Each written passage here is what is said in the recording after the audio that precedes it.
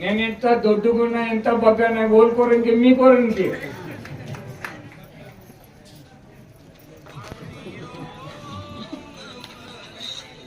హరి ఓం తస్సత్. అందరు పెద్దలు మాట్లాడిండు. ఎక్కువ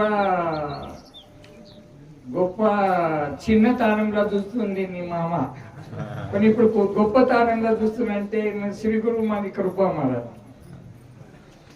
పరిస్థితి అనుసార్ ఎక్కువ మాట్లాడింది. కానీ మళ్ళీ ఇంకా దిడ్డి ప్రదక్షిణ ఉంటుంది, అల్పాహార అయినాక దిడ్డి ప్రదక్షిణ మనకు పోవాలి పడుతుంది.